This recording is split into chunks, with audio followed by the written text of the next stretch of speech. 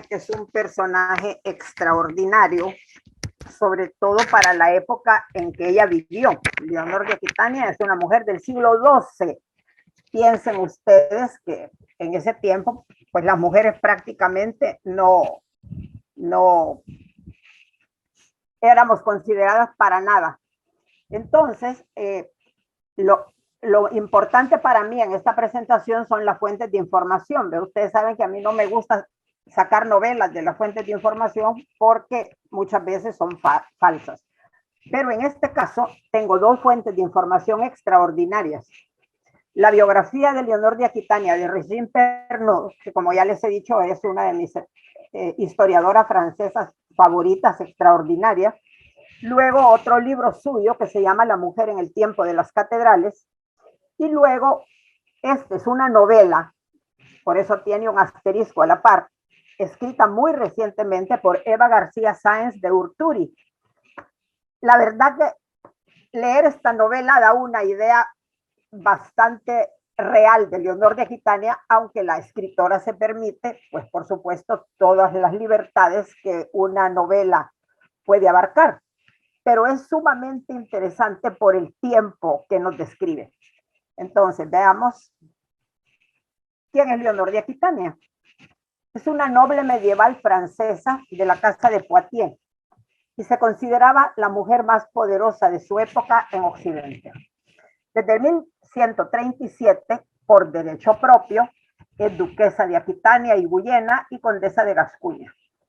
Por sus dos matrimonios llega a ser reina de Francia y reina de Inglaterra. Es la mamá de Ricardo Corazón de León y de Juan Sin Tierra y la bisabuela de San Luis IX, rey de Francia. O sea que ella por arriba y por abajo está emparentada con lo mejor de las casas reales de la época. Entonces, ¿quién era Leonor de Aquitania? ¿Quiénes son más bien los duques de Aquitania? Guillermo IX, llamado Guillermo el Trovador, es el abuelo de Leonor.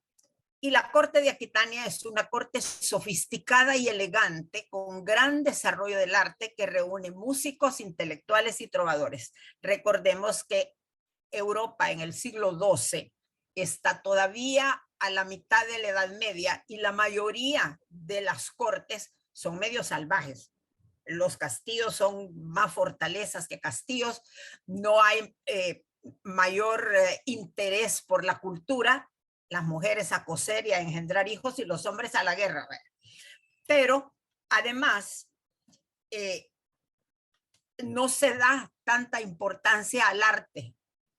En cambio, la corte de Aquitania sí tiene esto. La poesía de Aquitania redescubre, dice, la sensibilidad y el amor cortés que ensalza a la mujer. Y este dicho tremendo que dice, la mujer noble se conquista, las otras se poseen. O sea que aquí es solo porque son nobles. El bardo inglés lleva a la corte la leyenda celta de Tristán e Isolda, porque claro, es el lugar donde se puede comprender un amor romántico y platónico como el que nos narra la historia de Tristán e Isolda, que también ustedes la conocen por la ópera de Wagner, ¿verdad? El lenguaje es lo que se llama el Languedoc, la región de Occitania donde se da este tipo de lenguaje, que es un francés, digamos, más refinado para la época. El hijo de Guillermo IX, Guillermo X, es el padre de Leonor y va a ser célebre por su vida amorosa y desordenada, tanto que al final de su vida, para pedir perdón por sus muchos pecados, hace una peregrinación a Santiago de Compostela, pero se muere en el camino. No se sabe si se murió de muerte natural o si lo envenenaron, porque había también las opciones de que lo envenenaran. Fíjense que en este mapa está más o menos explicado cómo son los dominios de Aquitania, que son pues enormes. Una parte pertenece a Inglaterra, que es esta parte más pálida. Luego, esto es lo que limita los duques de Aquitania, y esto sigue siendo de los duques de Aquitania, pero lo más interesante es que para el rey de Francia lo único que le queda es esta parte azul, o sea que era nadie. Sin embargo, los reyes de Inglaterra y los duques de Aquitania eran súbditos del rey de Francia por cosas de la política de la época. Y luego toda esta parte celeste está bajo el dominio de los capetos, que son los reyes de Francia, pero no son dependientes del rey de Francia. Aquí es a donde aparecen los de Borgoña, los Orleans y todos, ¿se acuerdan? Que hablamos de ellos en la época de Juana de Arco. Leonor de Aquitania nace en Poitiers en el año 1122. A la muerte de su hermano, Guillermo es declarada heredera. Acuérdense que el trono solo le corresponde a las mujeres si no hay heredero varón. Le toca ser heredera del inmenso ducado de Aquitania que se extiende desde el Loire hasta los Pirineos. Es un territorio de mayor extensión que el del rey de Francia. Tiene además otra gran parte del territorio francés que está en poder de Inglaterra y mantiene control sobre él. Leonor es amante del arte y de la belleza y hace de su corte un lugar de desarrollo y de cultura. Mujer de carácter fuerte y decidido, gobierna sus dominios ejerciendo el poder en un mundo de hombres. Se adelanta a su tiempo definitivamente con independencia y decisión. Su primer matrimonio. A los 15 años, Leonor se convierte en reina de Francia por su matrimonio con el rey Luis VII, que tiene 16 años.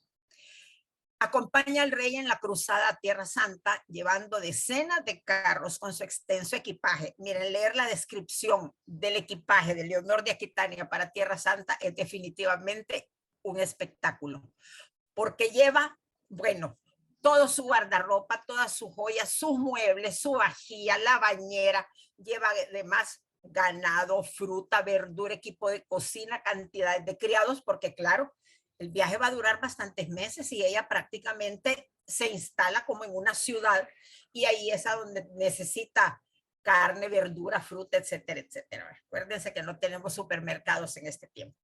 De camino para Tierra Santa, en Antioquía, es recibida por el príncipe Raimundo, que es tío de Leonor, pero sus exageradas atenciones hacia Leonor inician el rumor de una relación considerada entonces incestuosa, porque Raimundo es tío carnal de Leonor. Por supuesto que en esa novela de la Urturi que yo les comentaba, está escrita en primera persona, como que Leonor está contando su historia. Entonces ella dice, nací en Aquitania y después de muchas cosas fui acusada, tal vez con algo de verdad, de relaciones incestuosas con mi tío Raimundo. Bueno, la autora lo que quiere es demostrar el estilo de descarado, digamos, de Leonor de Aquitania.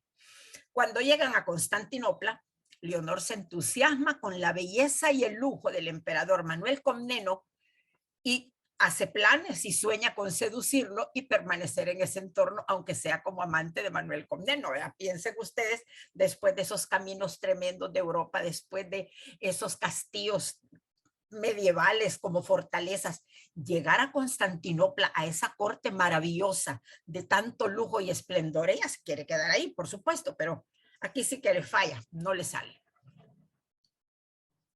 Aunque tiene 2 hijas con el rey de Francia, hay dificultades por las costumbres de Leonor. Por supuesto que ella sigue siendo una mujer sumamente liberada, sale por la noche, se queda a dormir en castillos ajenos porque ahí había un trovador o lo que sea. Entonces, además de que el rey la amonestan. El abad Suger, que acuérdense que va a ser el abad que va a trabajar en la abadía de Saint-Denis en París para convertirla en ese monumento maravilloso. Además, la regaña Bernardo de Claraval, que es el de la orden del Cister, y además recibe recriminaciones del Papa, porque es un escándalo que ella es como un ejemplo, como eran todos los reyes, ¿verdad? Pero después de 15 años de matrimonio sin heredero varón, piden la nulidad del matrimonio alegando parentesco entre ellos. Miren, esto es de las cosas absurdas que pasaban en ese tiempo, porque alegar parentesco después de 15 años de matrimonio y 2 hijas es una cosa idiota, ¿verdad? Lo que pasa es que no había heredero varón y en Francia existía la ley sálica, acuérdense, y ella posiblemente ya se aburrió del rey de Francia. A los 2 meses de conseguida la nulidad, se casa con Enrique Plantagenet, duque de Anjou y Normandía, que es el heredero al trono inglés. Juntos, sus dominios son 8 veces mayores que los del rey de Francia. creando así el imperio angevino. Es decir, estamos sumando los dominios de Leonor de Aquitania más los del rey de Francia. Leonor establece su corte en Poitiers, creando un mundo donde se vive una lírica caballeresca, sede de músicos y artistas de acuerdo al estilo exquisito de la nueva reina. Ella va a sufrir tremendamente con el trasplante a Inglaterra, por eso se quedan muchos años viviendo en Poitiers, porque el palacio de Enrique II en Inglaterra es una cosa primitiva, digamos, por decir algo. Como a mí me encantan las representaciones antiguas, ¿verdad? Ahí tenemos Enrique Plantagenet y Leonor, estos son frescos o son pinturas muy antiguas que están en diferentes museos de Europa, ¿verdad? Por supuesto. Aquí hay una representación de lo que fue el Imperio Angevino. Los territorios de Leonor y Enrique II son más extensos que los del rey de Francia, y la dominación inglesa, es decir, los territorios de Francia que pertenecían a Inglaterra, se terminaron con la Guerra de los 100 años. Ahí es a donde interviene Juana de Arco. Miren, esta la copié calcada porque es una cosa impresionante. Después de separarme de mi señor Luis, muy ilustre rey de Francia, por razones de parentesco, y unirme en matrimonio con mi señor Enrique, muy noble cónsul de los angevinos, poseída por una inspiración divina, quise visitar la congregación de Santa Virgen de Fontevraud, y con la gracia de Dios pude llevar a cabo lo que me había propuesto. Así pues, conducida por Dios, vine a Fontevraud, y ahí con el corazón conmovido, aprobé, concedí y confirmé todo cuanto mi padre y mis antepasados habían donado a Dios y a la iglesia, y fundamentalmente esa donación de 500 céntimos en moneda de Poitou que mi señor el rey de los francos, mi marido por entonces, habíamos entregado. Es decir, ella está dando una donación bien grande, además de esos 500 céntimos, que no creo que haya sido mucho, pero sí ella fue un gran apoyo económico para la comunidad de Fontevraud, que después les voy a explicar por qué era una de las comunidades más extrañas de esa época. ¿Cuál es el carácter de Leonor? Ella se entusiasma con su nueva unión con el futuro rey de Inglaterra, tanto por su corazón como por sus ambiciones. Ella en realidad al principio se enamora de Enrique Plantagenet porque es joven, es audaz, está como al principio de un nuevo reinado. Sin embargo, no le importa abandonar una corona, la de Francia, porque sabe que con este marido joven y activo que aspira a la corona inglesa, ella podrá desempeñar un papel más personal, ya que con Luis de Francia no pudo participar en política, lo que a ella le interesa, por supuesto. Como reina de Inglaterra se reveló como una gran administradora. Lo prueban una cantidad de documentos suyos demostrando la atención que otorga a sus propiedades personales y al reino entero. Existen originales y copias de muchísimas de sus cartas. Entonces, esto es lo que nos da la ventaja de tener una idea bastante veraz de Leonor de Aquitania. Enrique II y Leonor tienen 8 hijos, 5 varones y 3 mujeres. Vaya, las que somos de una edad bastante avanzada, recordamos aquella película maravillosa de Peter O'Toole como Enrique II, y si no me equivoco la Katharine Hepburn como Leonor de Aquitania, que no me acuerdo si se llamaba El León de Invierno, pero una película maravillosa. Sin embargo, durante el reinado de Enrique II ocurre el asesinato del obispo Thomas Becket, ordenado por el rey. Como una muestra de su carácter violento, esto indigna a Leonor, así como su preferencia por su amante Rosamund Clifford. Es decir, el rey tiene esta amante, Rosamund Clifford, que sobrevive bastante tiempo y que contra la que no puede pelear Leonor. Pero lo importante aquí es el asesinato de Thomas Becket. Acuérdense que Enrique II tiene especial interés en apropiarse de los bienes de la iglesia. Entonces vive peleando con el obispo de Canterbury porque el obispo no le permite apropiarse de todas esas posesiones. Entonces, el amigo íntimo del rey es Thomas Becket, que es además como su primer ministro, y le ayuda a pelear contra el obispo de Canterbury. Entonces al rey se le ocurrió una idea brillante. va a nombrar a Becket obispo de Canterbury y así van a estar los dos de acuerdo en despojar todas las posesiones de la iglesia. Becket le advierte, te vas a meter en un campo minado. Si me haces obispo de Canterbury, yo voy a cumplir con mi lealtad para el Papa, como ahora cumplo mi lealtad para ti. No le creyó Enrique, lo nombran obispo de Canterbury, lo manda que se haga sacerdote. Acuérdense que en esta época el tiempo no importaba, ¿verdad? Entonces podía ser a 2 años, a 3 años plazo. Total, el hombre se convierte en obispo de Canterbury y comienza a defender las posesiones y los derechos de la iglesia contra el rey. Finalmente el rey se aburre y lo manda a asesinar. Entonces Thomas Becket es asesinado en el altar, a tal grado que desde ese momento el lugar de asesinato de Thomas Becket se ha convertido en un lugar de peregrinación que todavía hoy recibe abundante gente. Pero entonces la reina, ante lo de Becket, que ella apreciaba mucho, y la amante Rosamund Clifford decide con sus hijos una revuelta contra el rey Enrique, pero la revuelta fracasa, ella es capturada, pero huye vestida de soldado y la vuelven a capturar. El rey la mantiene presa en varios castillos de Inglaterra y solo sale cuando se muere su marido y cuando es declarado rey su hijo mayor, Ricardo Corazón de León. Como regente, durante la minoría de Ricardo y sus ausencias, ella demuestra su capacidad política porque Ricardo se va a la cruzada. Acuérdense que en las historias de Robin Hood siempre aparece el rey Ricardo Corazón de León regresando de las cruzadas. Pero al volver Ricardo, cae prisionero de los príncipes de Austria y de Alemania que exigen un cuantioso rescate para liberarlo.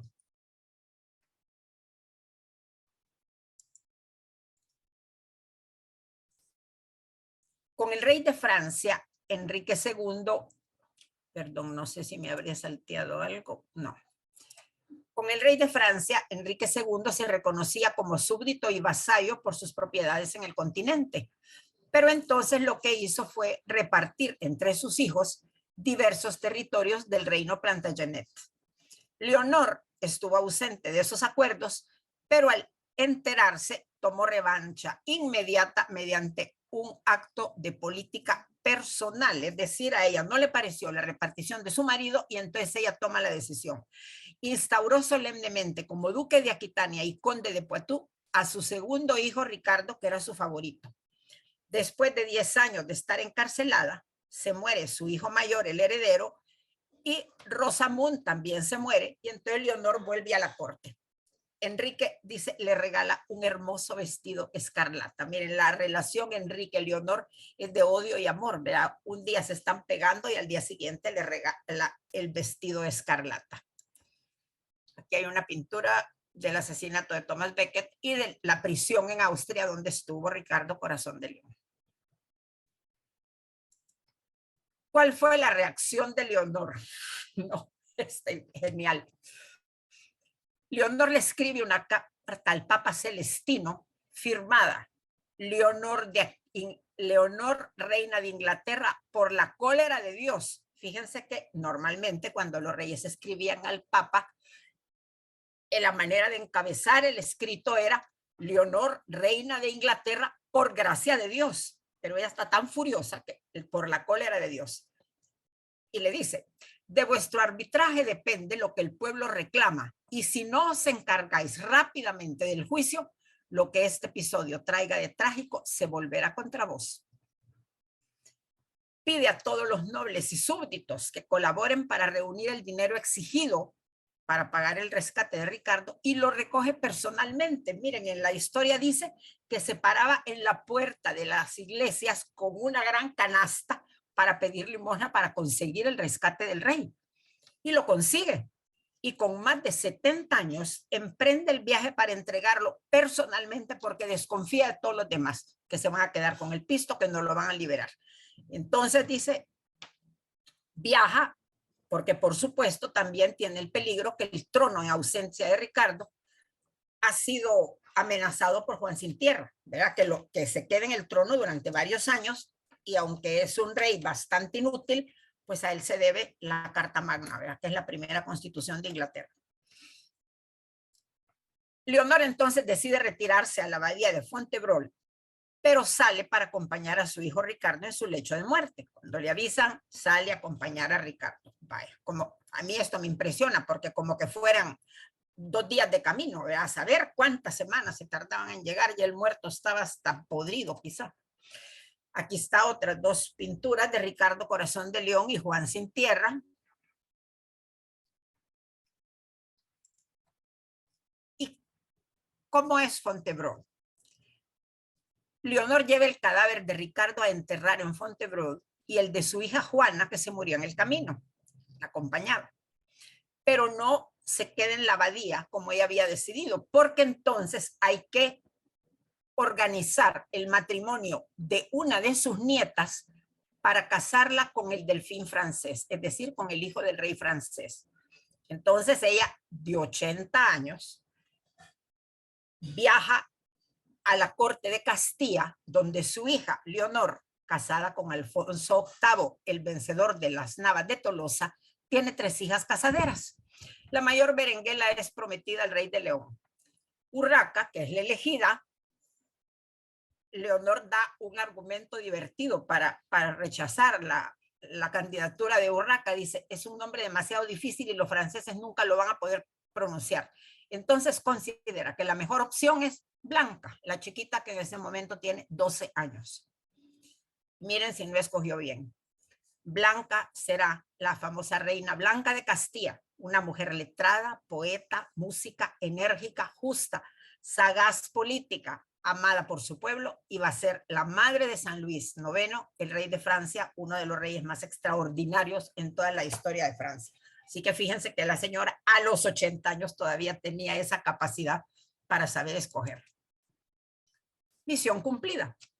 Leonor dejó a Blanca al cuidado del obispo de Burdeos y volvió a Fontevraud, según ella, para no salir jamás. Pero cuando su nieto, Arturo de Bretaña, enemistado con Juan Sin Tierra, entregó al rey de Francia los feudos personales de Leonor, salió con un ejército para defenderlos.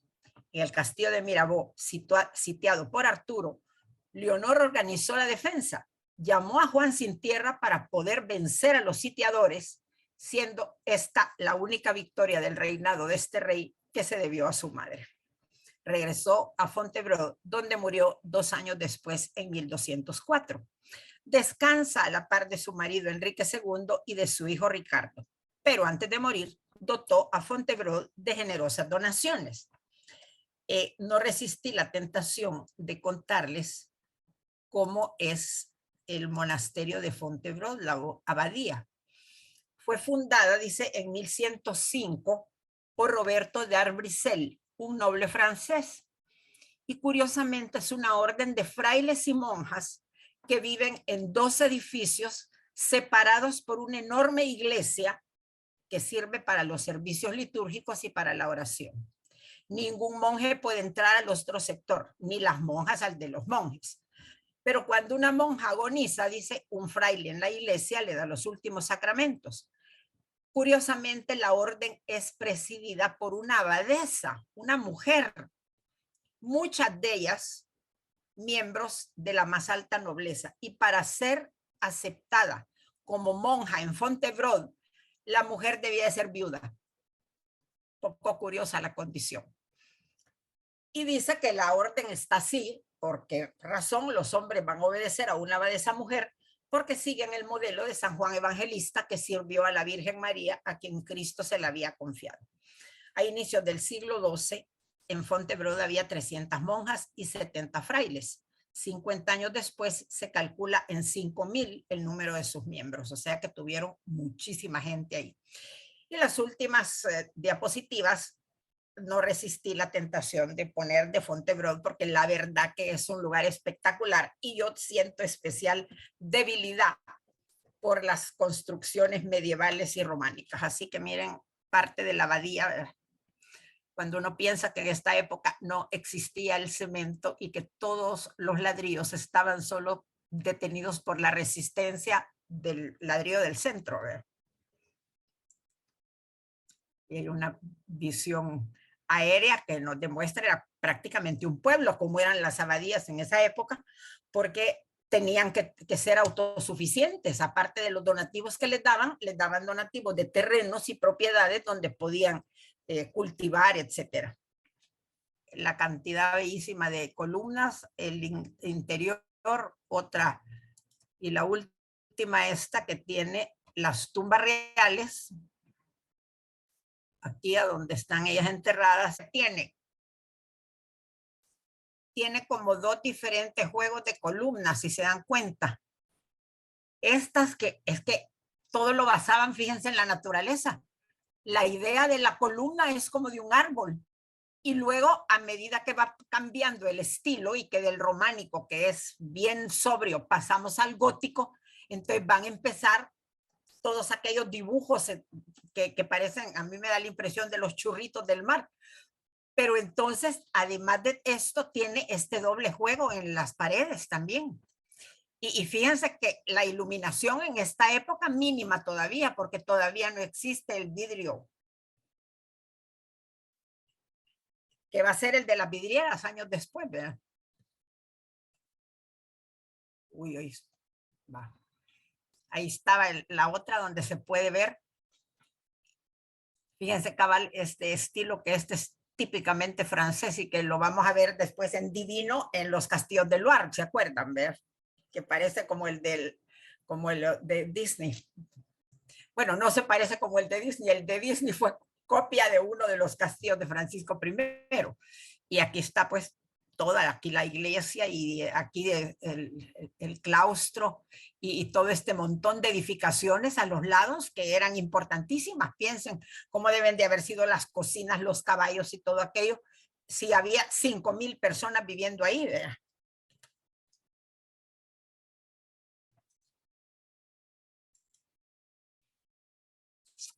Aquí está otra, que esta es una belleza, Dios mío, el doble juego de columnas también, miren, y cómo ya entra la luz por aquí, que esto debe de haber sido posterior, porque cuando se construyó no existía. Al principio, para sustituir, no para sustituir, para poner algo en las ventanas que permitiera el paso de la luz, usaban alabastro. Tenían que cortar el alabastro en telitas delgadísimas y ponerlo en las ventanas para proteger del frío y al mismo tiempo que entrara la luz. En Navarra, en España, hay una ciudad muy antigua que se llama Olite, que fue la sede de los primeros reyes de Navarra. Entonces el castillo de Olite tiene ese tipo de ventana, todavía con alabastro, impresionante. Y lo que está abajo pues es el claustro, ¿verdad? Lógicamente esto tiene que ser una fotografía pues casi contemporánea, ¿verdad? Aquí hay otro donde se lucen otra vez los arcos estos tan impresionantes. Aquí está ya las tumbas reales, que aquí se ve que las han envuelto en plástico, quizá por alguna restauración que tenían. Pero cuando uno entra a esos lugares, bueno, primero se siente disminuido, ¿verdad? Así como de que es del tamaño de un gorgojo. Pero además, lo que siempre piensa uno, ¿cómo hicieron esto? Sin tener, vaya, y esto en todo el mundo, acuérdense, no se acuerdan, ustedes son muy jóvenes y esto pasó hace 1000 años.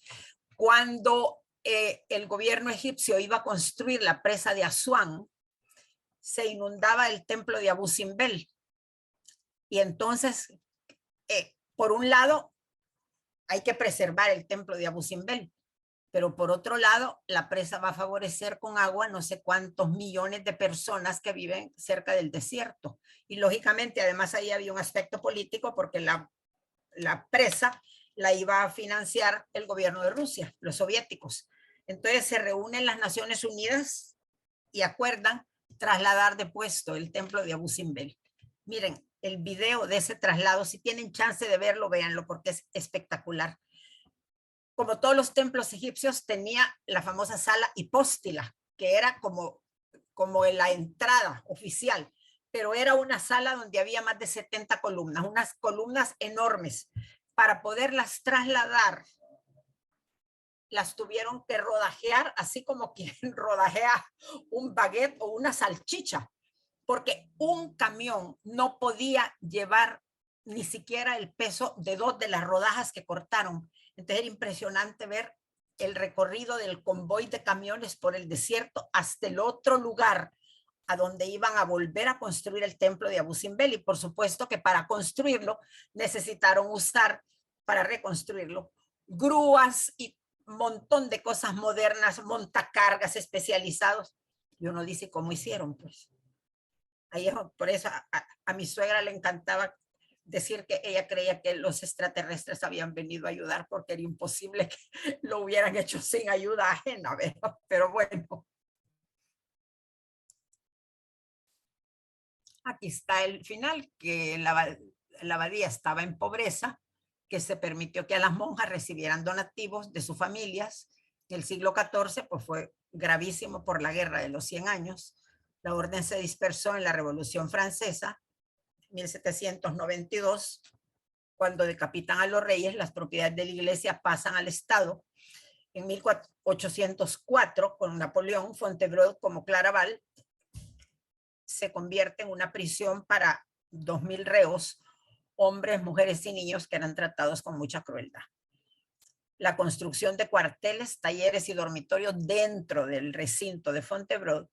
Ahí dice, se fusilaron muchos miembros de la resistencia francesa y en 1963 fue restaurada y desde 1975 es un centro cultural. Cuando yo leo el que fusilan a los miembros de la resistencia, no puedo menos que pensar en los de la red de Alice, ¿se acuerdan, verdad?